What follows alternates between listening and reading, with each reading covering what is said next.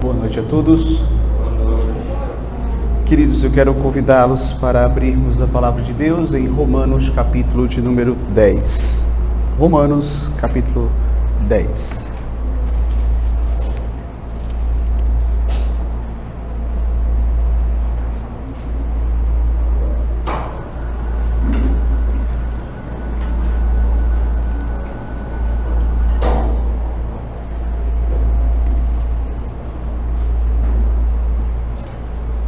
Romanos capítulo 10, eu vou ler do verso 1 ao verso 10, peço que você acompanhe a leitura da palavra de Deus em sua Bíblia. Nos diz assim: Irmãos, a boa vontade do meu coração e a minha súplica a Deus a favor deles são para que sejam salvos, porque lhes dou testemunho de que eles têm zelo por Deus, porém não com entendimento. Porquanto, desconhecendo a justiça de Deus e procurando estabelecer a sua própria, não se sujeitaram à que vem de Deus. Porque o fim da lei é Cristo para a justiça de todo aquele que crê. Ora, Moisés escreveu que o homem que praticar a justiça decorrente da lei viverá por ela. Mas a justiça decorrente da fé assim diz: Não perguntes em teu coração quem subirá ao céu, isto é, para trazer do alto Cristo, ou quem descerá ao abismo, isto é, para levantar Cristo dentre os mortos. Porém que se diz: a palavra está perto de ti, na tua boca e no teu coração, isto é, a palavra da fé que pregamos. Se com a tua boca confessares Jesus como Senhor, e em teu coração credes que Deus o ressuscitou dentre os mortos, serás salvo. Porque com o coração se crê para a justiça e com a boca se confessa a respeito da salvação. Até aqui, queridos, a leitura da palavra de Deus. Vamos fazer uma oração nesse momento. Senhor Deus, graças te rendemos, ó Pai, por este grande privilégio de podermos aqui nos encontrar reunidos para juntos aprendermos mais de Ti. Rogamos as Tuas bênçãos, Senhor, rogamos as Tuas misericórdias, o Teu favor para com as nossas vidas nesta hora. Te pedimos que o Senhor nos ilumine, que o Senhor nos conduza por meio do conhecimento da Tua palavra, que possamos de fato compreendê-la, possamos de fato assimilar e guardá-la no nosso coração, para que assim, Senhor, venhamos a praticar os ensinamentos que ela nos traz nessa noite. Abençoe a vida de cada um que aqui se encontra. Senhor, que o Senhor possa abençoar aqueles que porventura aqui estão, que ainda não te conhecem, que possam compreender o Evangelho para a sua salvação. Caso haja alguém aqui nesta condição, abençoe-nos, ó Deus, para que como igreja do Senhor também sejamos edificados pela Tua verdade. Assim eu te oro e te peço no nome de Jesus. Amém. Meus queridos, todos nós conhecemos alguém que está longe de Deus. Alguém que, apesar da sinceridade, ainda continua preso ao erro e, portanto, distante da salvação. E muitas vezes nós convivemos com pessoas a quem nós amamos, pessoas que de fato vivem sinceramente dentro de uma falsa religião. Ou você pode ter contato com pessoas no seu ambiente escolar, no seu ambiente de trabalho, pessoas que você se relaciona e que também não temem a Deus, não servem a Deus, vivem distantes de Deus. Talvez você tenha contato com pessoas que são realmente completamente inimigas da fé cristã. Pessoas até que perseguem você, por saber que você é uma pessoa que serve a Deus. E muitas vezes nesta relação com as pessoas que não estão em Cristo, nós ficamos um tanto quanto pensativos e nos questionamos sobre como agir para com eles. Veja, olhando para Romanos capítulo 10, nós vamos perceber aqui o apóstolo Paulo, que mesmo diante da resistência dos judeus, mesmo diante da perseguição dos judeus, ele foi alguém que manteve uma postura de amor e de pregar a verdade.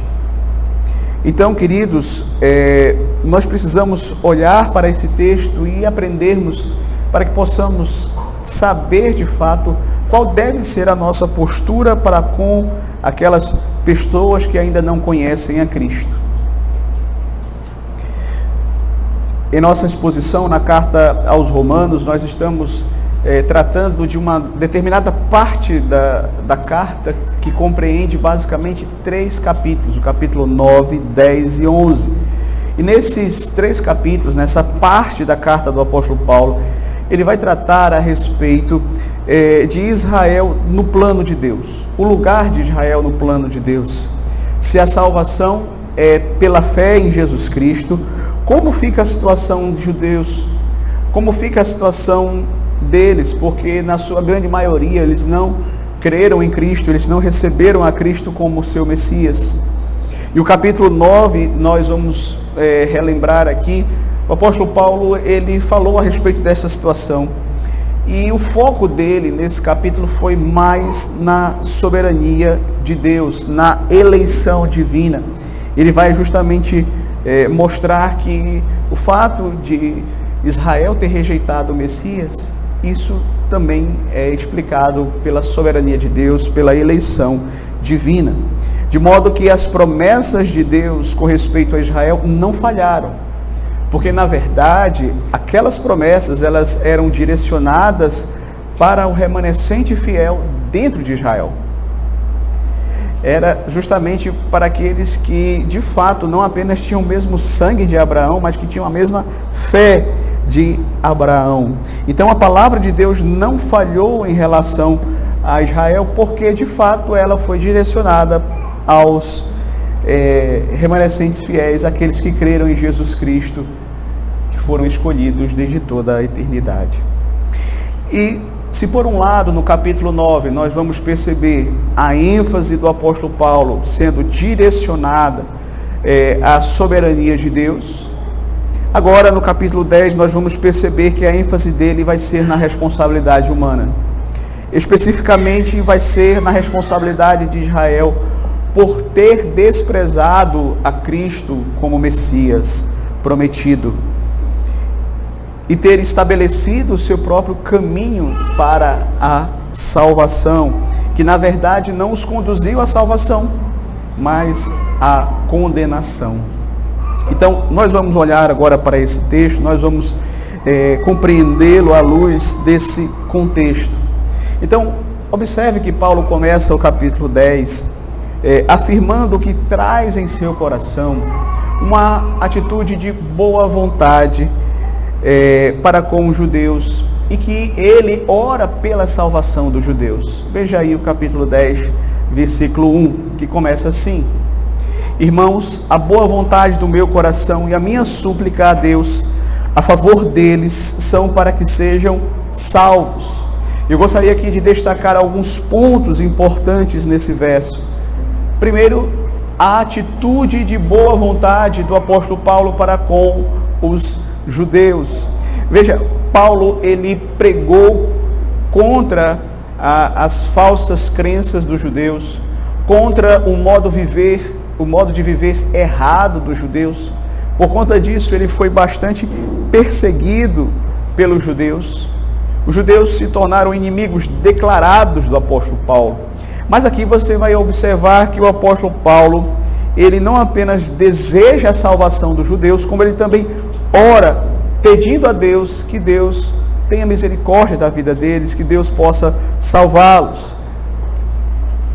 Veja que Paulo, ele demonstra a bondade, como Deus demonstra bondade, mesmo para com aqueles que são seus inimigos.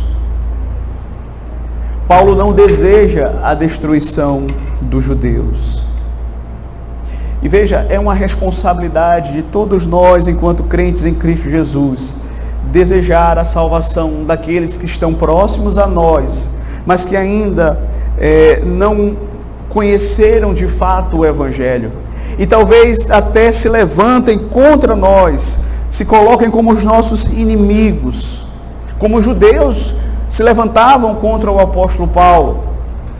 E ao invés de pedir, como os discípulos, Senhor, manda fogo do céu para destruí-los, você vai observar que o apóstolo Paulo, ele suplica a Deus para que os seus inimigos sejam salvos.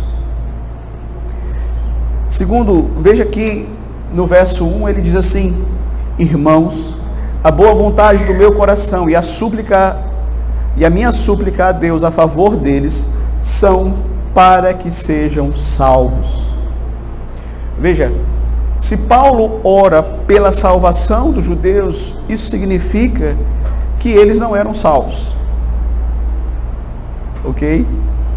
Eles estavam, de fato, perdidos, caminhando para a condenação. Aqui cabe uma consideração, queridos. Paulo sempre deixou claro qual era a real condição de todo ser humano, independente de ser judeu ou não. Qual era a condição de quem quer que seja sem Cristo. E ele sempre deixou claro: essa pessoa está perdida. Essa pessoa está caminhando para o inferno. E de fato é o que nós devemos fazer. Nós não devemos, queridos, tratar as pessoas ao nosso redor, que nós sabemos que não tem Deus, como se elas estivessem indo para o céu. Nós precisamos, de fato, amá-las, mas deixar claro a elas que aquele caminho que elas estão trilhando não é um caminho que conduz à salvação. Isso é o que o Senhor quer que façamos. Essa é a atitude que verdadeiramente demonstra amor, demonstra misericórdia, demonstra compaixão por aqueles que estão perdidos, queridos. Porque muitas vezes, quando nós temos amigos assim, nós queremos muitas vezes se relacionar com eles. Às vezes, ter uma certa proximidade deles, praticar esportes com eles, como se de fato eles não estivessem caminhando para o inferno. Nós os tratamos como se eles fossem salvos, como se eles fossem pessoas que, como nós, foram redimidas e salvas por Cristo Jesus, quando na verdade não são. E quando nós temos de fato o Evangelho enraizado nas nossas mentes, nos nossos corações, nós não vamos deixar de testemunhar, de falar a verdade em amor, até porque nós os amamos.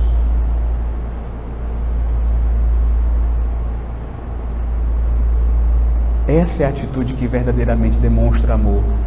Se você convive com alguém que você sabe que não teme a Deus e você não fala do Evangelho para ele, essa não é uma atitude amorosa. Talvez seja uma atitude que garanta a sua popularidade, não é? Não faça com que você seja, de repente, vista como alguém que, tipo assim, é intransigente porque está falando e confrontando e dizendo a verdade, ainda que seja em amor. Aqui cabe, queridos, então, essa consideração. Paulo não mudou a mensagem para agradar aos judeus, razão pela qual ele tantas vezes quiseram acabar com a vida do apóstolo Paulo. Paulo não adota aquela postura, como eu disse, que infelizmente alguns cristãos têm adotado nos nossos dias, de tratar as pessoas que não creem no Evangelho como se elas já fossem salvas, quando a Bíblia diz que elas não são. Por se manter fiel ao Evangelho do Senhor Jesus Cristo, Paulo então, ele entrou em muitos debates com os judeus. Porém, ele vai dizer aqui: irmãos, a boa vontade do meu coração e a minha súplica a Deus a favor deles são para que sejam salvos. E ele não para por aí. Se você observar no verso 2, ele vai dizer: porque posso testemunhar de que eles têm zelo por Deus. É interessante observar que o apóstolo Paulo, ele está ressaltando aqui um ponto positivo. Ele começa o versículo 2 ressaltando um ponto positivo nos judeus.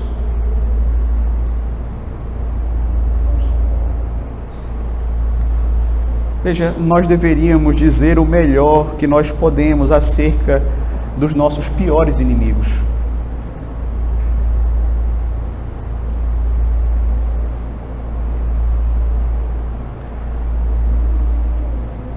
A maneira como muitas vezes tratamos as pessoas com quem não concordamos não é esta. Não é essa atitude amorosa. Nós queremos acabar com a pessoa, nós queremos destruir a pessoa.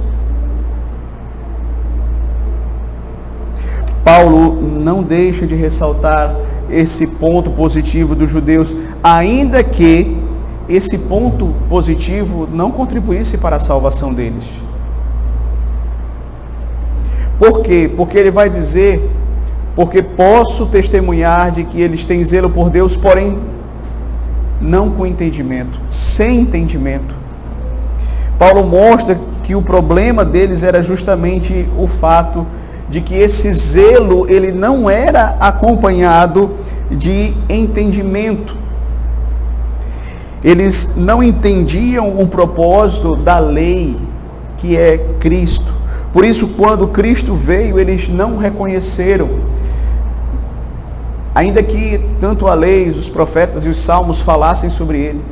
Eles não entenderam que a lei não tinha sido dada a eles para, por meio delas, eles alcançarem a salvação, mas para que eles fossem conduzidos a Cristo. O zelo sem entendimento, queridos, ele não salva ninguém. Esse versículo ensina-nos que o que salva o homem não é a sinceridade, mas é a fé na verdade, no verdadeiro evangelho. Uma pessoa pode ser totalmente sincera naquilo que ela acredita e está completamente errada. Portanto, ela vai se perder, ela vai para o inferno.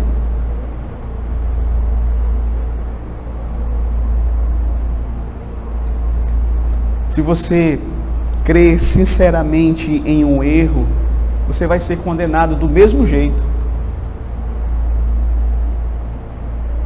Do mesmo jeito daquele que se diz ateu. Paulo conhecia muito bem esse zelo, porque durante muitos anos da sua vida, antes de conhecer a Cristo, Paulo também, ele foi um judeu que seguia esse zelo, o zelo pela lei, o zelo pela tradição dos seus pais. E por ser justamente assim tão zeloso e sem entendimento, que ele perseguiu a igreja de Cristo, achando que estava fazendo o correto, achando que estava servindo a Deus. Veja o que o zelo sem entendimento pode fazer com uma pessoa. O grande problema era que esse zelo da nação de Israel era um zelo desvirtuado. Ele acabou sendo direcionado para o caminho errado, levá-los para o caminho errado, ao invés de aproximá-los de Deus. Mesmo exercendo cuidado com as coisas de Deus a respeito do templo, do culto, da religião dos seus pais, das tradições, tudo isso era um zelo sem entendimento da verdade, sem o entendimento do Evangelho, que já estava ali presente no Antigo Testamento, que a salvação não era pelas obras, era pela fé, a fé no Messias que viria. O zelo precisa ser baseado no conhecimento. Em nossos dias, as pessoas ensinam que o importante é a sinceridade, não a verdade. Vocês já perceberam isso? As pessoas vão dizer, olha, o fulano, ele está naquela religião. A religião dele não é uma religião verdadeira, é uma falsa religião, mas pelo menos ele é sincero na sua devoção.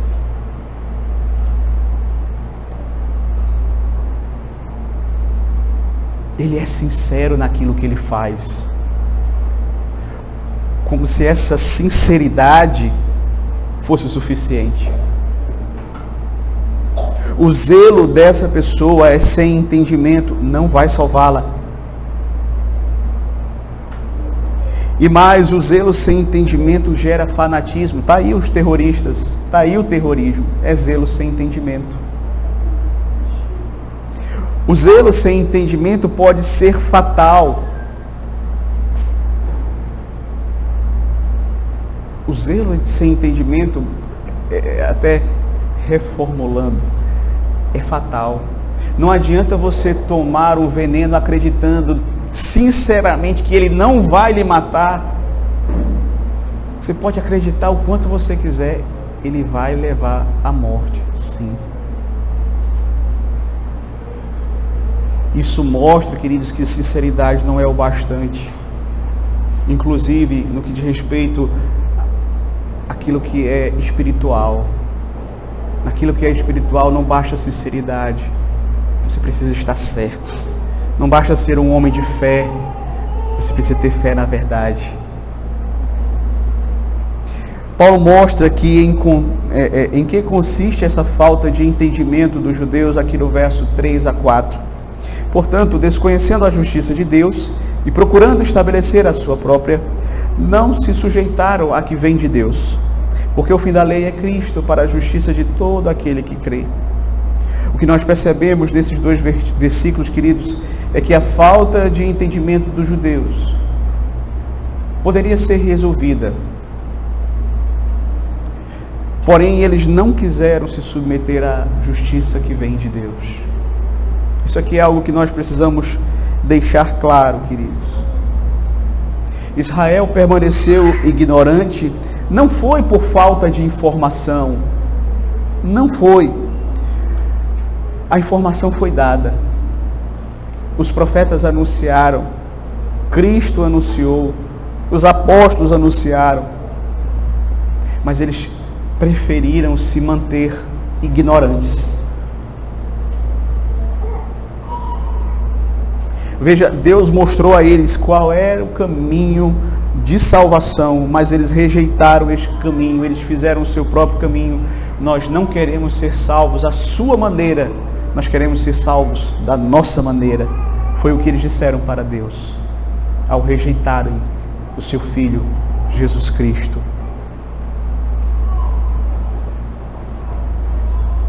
Eles ignoraram tudo aquilo que os profetas no Antigo Testamento anunciaram a respeito do Messias, os sacrifícios que tipificavam a Cristo, os profetas que anunciaram a Cristo, o templo que era figura de Cristo, as promessas que tinham como foco a Cristo, a própria lei que apontava para Cristo. Porém os judeus preferiram fechar os olhos para tudo isso e rejeitarem a justiça que vem de Deus através da fé em Jesus Cristo. E veja, queridos, Deus estabeleceu, nós já temos tratado a respeito disso, falamos a respeito disso na última mensagem. Deus estabeleceu desde o Antigo Testamento que a salvação era pela graça mediante a fé em Cristo. Para aqueles que estavam no Antigo Testamento era mediante a fé no Messias que viria. Nós que estamos no Novo, mediante a fé no Cristo que já veio. Mas os judeus disseram: não, nós queremos ser salvos pela nossa própria justiça, pelas nossas próprias obras, pelo nosso próprio cumprimento da lei. E assim, como diz o apóstolo Paulo, eles desconheceram a justiça de Deus e eles não quiseram se submeter a essa justiça. E Paulo vai acrescentar aqui no verso 4, porque o fim da lei é Cristo, para a justiça de todo aquele que crê. O propósito pelo qual Deus havia dado a lei ao povo de Israel não foi para que eles pegassem a lei e dissessem: não, agora nós vamos cumprir isso aqui, nós vamos ser salvos, porque agora nós vamos cumprir a lei. Nós vamos obedecer a lei perfeitamente. Não foi com esse propósito. A justiça da lei, ela leva à condenação. Ao entregar a sua lei ao povo de Israel, Deus tinha o propósito de que eles olhassem para si mesmos e se enxergassem como imperfeitos, incapazes de dar as demandas da lei, de cumpri-las perfeitamente, e que eles buscassem a misericórdia de Deus, que eles buscassem em Cristo aquele que de fato lhe proporcionaria a justiça perfeita.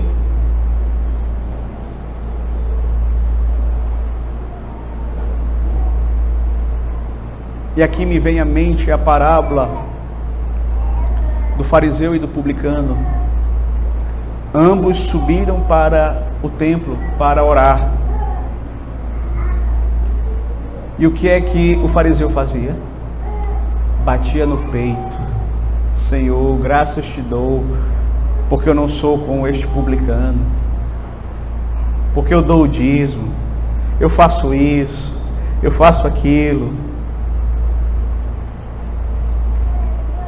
Enquanto que o publicano batia no peito e sequer olhava para cima e dizia: ser propício a mim, pecador. Digo-vos que este desceu para casa o quê? Justificado. Justificado. Então, queridos, veja, a ideia é justamente essa. Quando o homem ele entra por esse caminho da lei, do legalismo, ele precisa ficar se comparando aos outros. Ele precisa disso. Ele sabe que ele não é capaz de cumprir a lei perfeitamente, mas ele precisa ficar se comparando aos outros. E assim eram os fariseus. E não confiavam na justiça de Cristo. Se vangloriavam da sua própria justiça, batiam no peito. Falavam de si para si mesmo. Obrigado, Senhor, porque eu não sou como os outros. Eu sou muito melhor. Eu sou muito bom. Enquanto que, na verdade, Deus não tinha dado a lei para que eles fossem por esse caminho. Era justamente para que eles pudessem bater no peito e dizer: Senhor, ser propício a mim, pecador. Eu sou um miserável pecador. Eu não consigo cumprir a lei. Eu preciso de Cristo. Eu preciso que o Senhor tenha misericórdia de mim, que o Senhor me perdoe, que o Senhor providencie a justiça. E Cristo, meus queridos, Ele é de fato aquele que veio para cumprir a lei. Ele é o propósito da lei, porque a lei apontava para Ele. E Ele também é aquele que veio e que cumpriu a lei perfeitamente. Essa é a grande verdade do Evangelho. Essa é a grande verdade do Evangelho. Nós não podemos dar a obediência que a lei que Deus requer de nós. E nós vamos para Cristo. E o que é que nós encontramos em Cristo? Uma justiça perfeita. Alguém que obedeceu a lei perfeitamente. Alguém que morreu pelos nossos pecados. Isso é a verdade do Evangelho, meus queridos. Por isso que o verso 4 termina dizendo assim: para a justiça de todo aquele que crê. Você quer se tornar justo diante de Deus? É através de Cristo. É por meio de Cristo que você vai ser revestido da justiça necessária para poder estar na presença de Deus. E o Evangelho fala de forma muito clara: a justiça que Deus requer de nós não pode ser produzida por nós. Essa justiça perfeita, ela é um presente que nós recebemos quando nós cremos em Cristo Jesus. Ele cumpriu perfeitamente a lei, e ao crermos nele, somos declarados justos. Isso é justificação pela fé, como alguém já disse, o coração do Evangelho.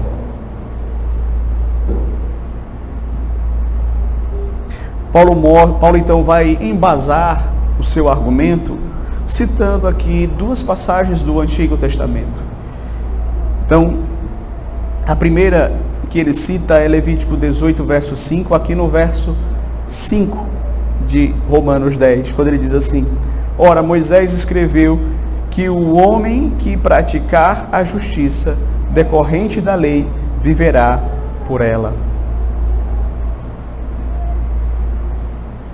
Veja, queridos, Paulo traz aqui esse argumento fortíssimo.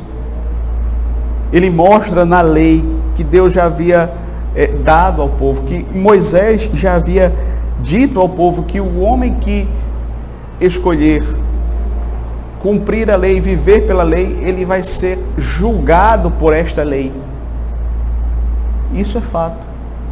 Ou seja, quando Paulo cita Moisés aqui, ele não está dizendo que o homem pode cumprir a lei e por meio desse cumprimento da lei alcançar a vida eterna. Não é isso. Muito embora tenha sido essa a interpretação que os judeus tiveram. Mas não é isso. A ideia é que aquele que de fato viver e escolher o caminho da obediência à lei vai ser julgada pela própria lei. Tanto, queridos, que o apóstolo Paulo, ele vai mencionar esta citação em Gálatas 3:10 e vai dizer assim: Todos quantos, pois, são das obras da lei, estão debaixo da maldição, porque está escrito: Maldito todo aquele que não permanecer em todas as coisas escritas no livro da lei para praticá-las. Tá, Senhor, eu não quero seguir o teu caminho de salvação, eu quero seguir o meu caminho. Qual é o meu caminho? Eu vou cumprir a lei. Tá, você quer cumprir a lei? Quero. E aí Deus diz assim: tudo bem, agora maldito vai ser você se você não cumprir perfeitamente.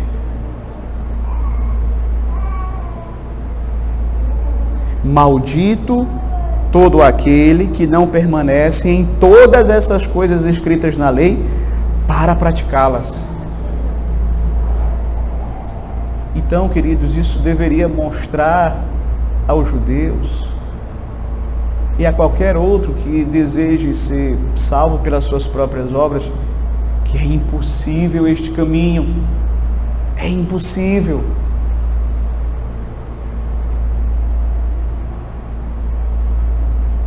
Só Cristo foi capaz de cumprir a lei para nos proporcionar o novo e vivo caminho por meio da fé nele. O segundo texto que Paulo cita também está relacionado a Moisés e está lá em Deuteronômio capítulo 30, verso 11 a 14, que mostra Deus falando à nação de Israel as seguintes palavras. Veja, esse texto eu vou ler. Deuteronômio 30, do verso 11 ao 14, só para mostrar que há um pequeno acréscimo quando Paulo vai citar esse texto. Veja, Deuteronômio 30, versos de 11 a 14, diz assim: Porque este mandamento que hoje te ordeno não é demasiadamente difícil, nem está longe de ti. Não está nos céus, para dizeres: quem subirá por nós aos céus, que nulo traga e nulo faça ouvir, para que o cumpramos? Nem está além do mar, para dizeres: quem passará por nós além do mar, que nulo traga e nulo faça ouvir, para que o cumpramos? Pois esta palavra está muito perto de ti, na tua boca, no teu coração, para cumprires.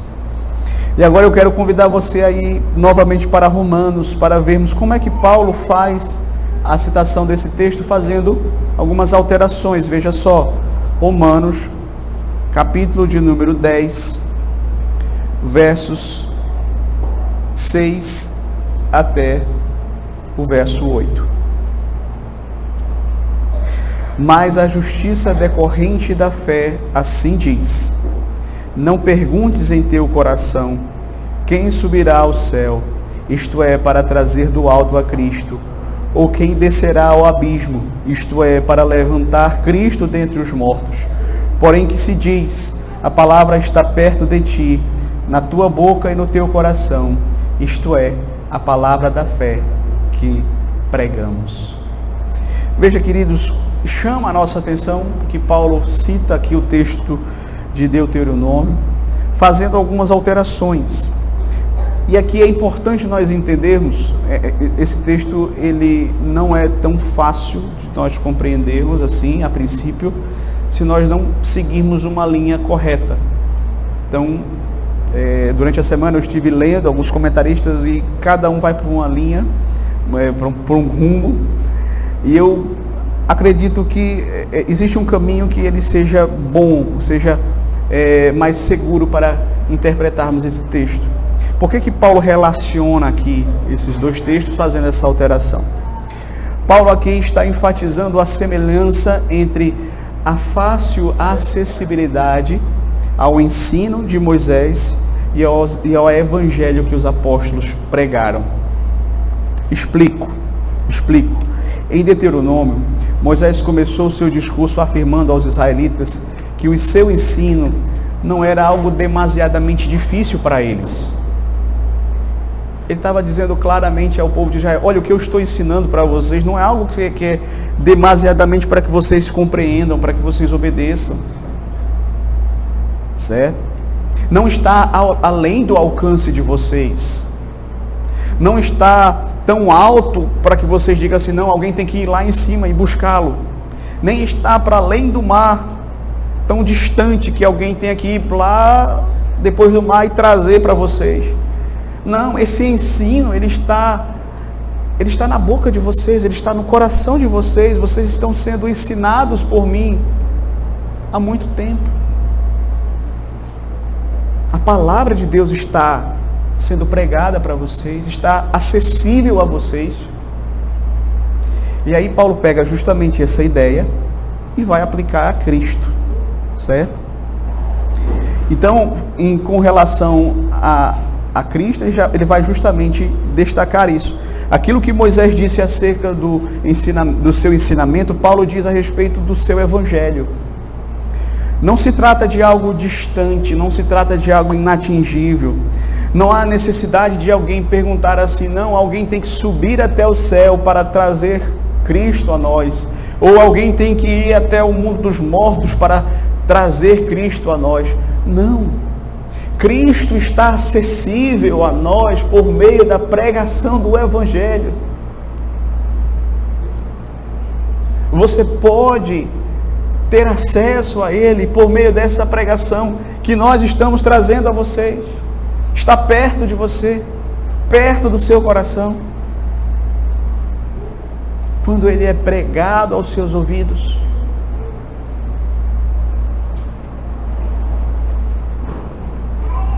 Quando nós ouvimos e cremos, o acesso a Cristo é imediato.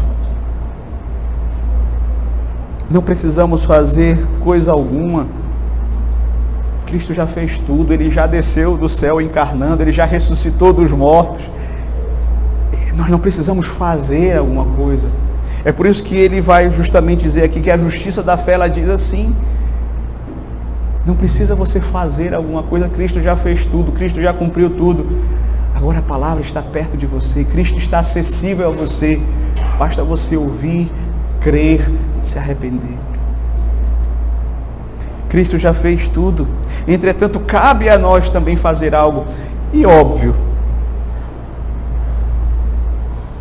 só podemos fazer isso se o Espírito Santo agir em nossas vidas. Mas veja o que é que Paulo diz aqui, o que é que nos cabe, verso 9. Se com a tua boca confessares Jesus como Senhor, e em teu coração creres que Deus o ressuscitou dentre os mortos, serás salvo. Porque com o coração se crê para a justiça, e com a boca se confessa a respeito da salvação. Então, veja como está acessível. Ele diz, você deve crer de todo o coração que Deus ressuscitou a Jesus dentre os mortos. É isso que Deus requer do homem, que ele creia que, de fato, o seu Filho amado Jesus Cristo veio a este mundo, morreu por nós e ressuscitou ao terceiro dia para a nossa justificação, para a nossa salvação. Ele quer que você creia nisso, e não creia de qualquer forma, de todo o coração. Significa crer sinceramente, sem sombra de dúvidas. com tudo aquilo que você é. O coração, ele é o centro dos nossos sentimentos, vontades, do nosso intelecto, com tudo aquilo que somos. Nós devemos crer de todo o coração. E também, como ele diz aqui, nós devemos confessar a Cristo como Senhor. E aqui eu achei muito interessante que o pastor Augusto, no seu comentário, ele diz uma coisa que chama a atenção, que realmente tenho que concordar com ele, que nós perdemos a noção dessa palavra Senhor. O sentido que ela nos tem hoje é diferente daquele sentido do Antigo Oriente, porque hoje nós crescemos, né, tratando os nossos pais de Senhor, Senhora, é um modo de tratamento. Mas naquela época, você dizer que Jesus é o Senhor, veja, Nero se auto-intitulava Senhor. Ele se considerava um Deus. Quando alguém dizia Cristo é o Senhor, ele está dizendo que Cristo é Deus, que Cristo está acima de todo o poder e autoridades humanas. Dizer que Cristo é Senhor significa, meus queridos, que nós estamos nos curvando diante do seu senhorio, que nós estamos nos submetendo a Ele, que Ele é o dono das nossas vidas, que nós agora queremos viver para servi-lo, viver para obedecê-lo. Porque onde Cristo não é Senhor, Ele também não é Salvador. Então, queridos, são necessárias essas duas coisas: crer com o coração, confessar com a boca. Com o coração a gente crê para a justiça, porque vem da fé. A fé é que nos justifica. E com a boca se fala a respeito da salvação. Quem de coração crê que Deus ressuscitou a Cristo dentre os mortos, não vai conseguir ficar calado. Vai confessar a Jesus, vai confessar a Cristo como o Senhor. Você não consegue ficar calado se você crê em Cristo de todo o coração. Isso é uma coisa que a gente não consegue conter. A gente tem que confessar, a gente tem que proclamar, a gente tem que partilhar. Porque a boca fala do que o coração está cheio. Cheio. É ou não é? É. Gostaria de trazer algumas aplicações para a nossa vida, queridos. Queridos, devemos ter boa vontade e orarmos por aqueles que estão perdidos. Assim como Paulo orava pela salvação dos judeus, apesar de os judeus perseguirem a ele, devemos demonstrar o mesmo amor e bondade para com aqueles que nos cercam, inclusive para com aqueles que são os nossos opositores, aqueles que se levantam como os nossos inimigos. Isso significa, queridos, que nós não devemos buscar vingança, que nós devemos desejar o bem espiritual desses que nos perseguem, que nós devemos, inclusive, orar por eles, orar pela salvação deles e também fazer o que estiver ao nosso alcance para que eles ouçam o Evangelho do Senhor Jesus Cristo. Reflita sobre as pessoas que convivem com você, pessoas que estão ao seu redor, que estão longe de Deus. Como você as trata?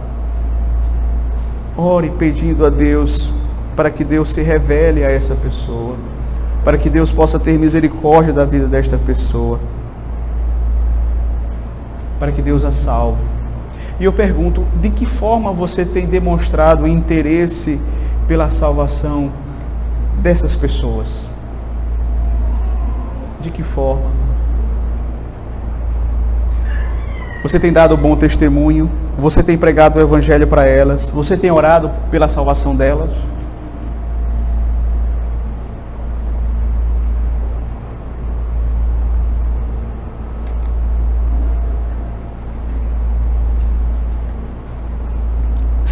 Segunda aplicação.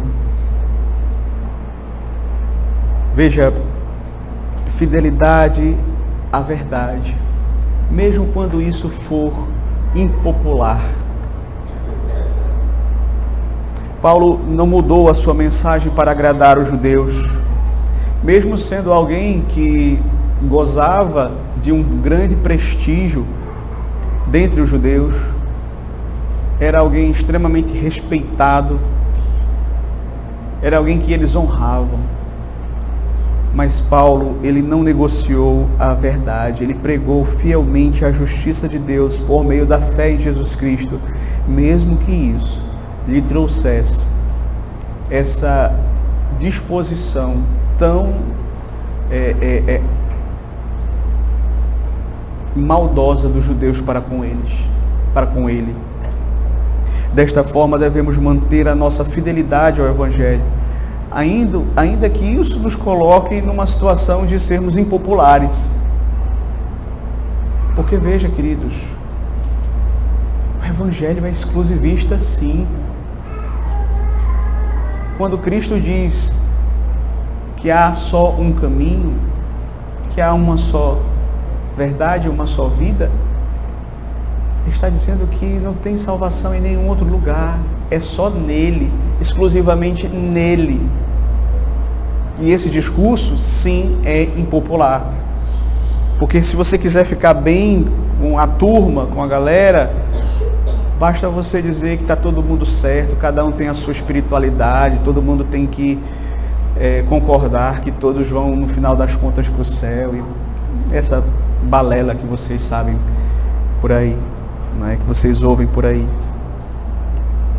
Então, quando estiverem em uma situação em que sua fé é desafiada, mantenha-se firme no verdadeiro Evangelho. Evite a tentação de adaptar a sua mensagem para agradar as pessoas. Lembre-se que a verdade do Evangelho é inegociável e a nossa missão é compartilhar deste Evangelho exatamente como nós recebemos do Senhor Jesus Cristo. Terceira aplicação que eu gostaria de trazer: a necessidade de entendimento para a salvação. Isso é algo importantíssimo. O zelo sem entendimento, como nós vimos hoje, não salva ninguém. Da mesma forma, a sinceridade de alguém que crê em algo errado vai levá-la ao inferno. Isso nos lembra, queridos, a importância de que as pessoas elas possam ter acesso ao conhecimento da verdade, do Evangelho verdadeiro, da salvação em Cristo Jesus. É por isso que nós, enquanto igreja, precisamos ter uma visão sempre missionária. Nós não podemos achar que não, a nossa vida é só aqui entre a gente, está bom demais, e a gente tem que estar preocupado sim que esse Evangelho chegue a outras pessoas. A gente precisa ter essa visão. Quando eu pastoreei em Rondon, permita-me citar aqui um exemplo, eu convivi com um grupo de irmãos norte-americanos que eu via a visão deles é completamente diferente em termos de missão, em termos de contribuir para que o Evangelho avance, para que pessoas tenham acesso ao Evangelho, que muitas vezes falta em nós. Nós perdemos essa visão. Porque, queridos, sem o conhecimento do Evangelho, as pessoas não vão ser salvas. Ela pode ser mais sincera na religião que ela professa, ela pode caminhar sei quantos quilômetros de joelho, subir a escadaria de joelho, fazer o que ela quiser fazer, mas sinceridade só não é o bastante. É necessário o conhecimento do Evangelho. E nós somos a igreja, coluna e baluarte da verdade. A responsabilidade de levar esse Evangelho é nossa. Nossa. Contribuir de alguma forma, orando, investindo recursos, pregando. Mas falta esse ardor no nosso coração de levar o Evangelho. Infelizmente, nos tornamos crentes acomodados.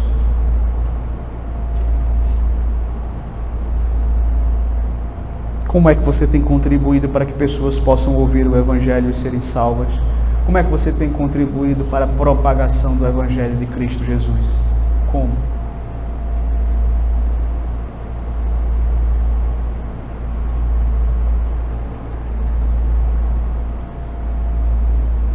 Alguém já usou a seguinte ilustração de um mundo que está infestado com uma doença terrível e de repente alguém gratuitamente nos dá uma receita de um antídoto. E você faz uso daquela receita, você toma aquele antídoto, você realmente fica bom. E aí o que é que você faz? Coloca a receita aqui do bolso, pronto, estou salvo. Os outros que sejam condenados. Não, eu vou fazer com que essa receita ela possa alcançar o maior número de pessoas possível. O Evangelho é que pode salvar, meus queridos, pessoas que estão caminhando para o inferno.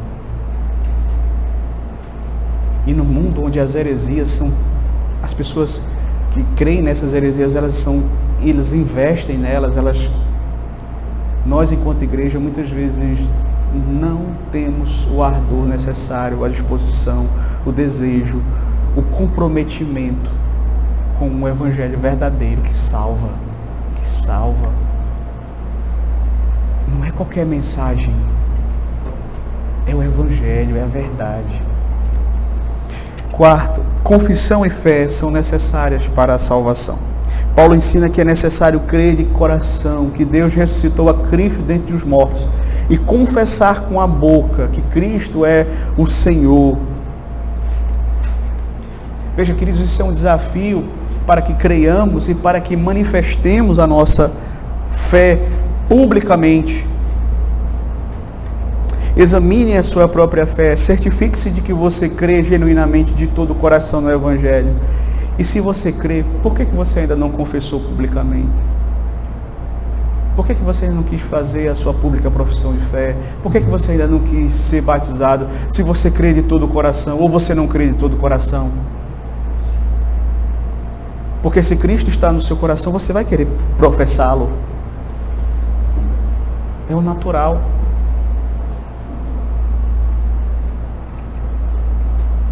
Quinto, a proclamação da salvação, ela é algo que mostra que Cristo está próximo. Paulo lembra que a palavra está perto de nós, ao nosso alcance, que a salvação está disponível, não é? Isso nos lembra que ninguém está longe demais para ser salvo. Ninguém é pecador demais. Talvez você diga, não, mas eu já ultrapassei aquele limite do que é aceitável, do que pode ser perdoado. Não pense assim. Gostaria de dirigir a você que tem adiado essa decisão de reconhecer a Cristo como Senhor e Salvador da sua vida. Não espere um momento perfeito, porque nunca vai haver. Não pense assim, não, eu vou ajeitar a minha vida, depois eu vou entregá-la a Cristo. Não é assim. Você entrega a Cristo, Ele que vai ajeitar a sua vida, Ele que vai transformar a sua vida. Sem Ele, você por si só não vai conseguir. Então a palavra está ao seu alcance, e portanto a salvação também, pois ela não está lá no alto, no céu, nem está no fundo do mar, está na tua boca, no teu coração. Se você, no seu coração, crer que Deus ressuscitou a Jesus dentre os mortos e com a sua boca professa isso, você será salvo. Você vai ser perdoado dos seus pecados, não importa o tamanho deles. Você será justificado das suas iniquidades e recebido por Deus como seu filho. Creia nisso e será salvo. Que Deus nos abençoe e que Ele nos capacite a cada dia a guardarmos a sua palavra em nosso coração e praticarmos aquilo que ela nos ensina. Amém.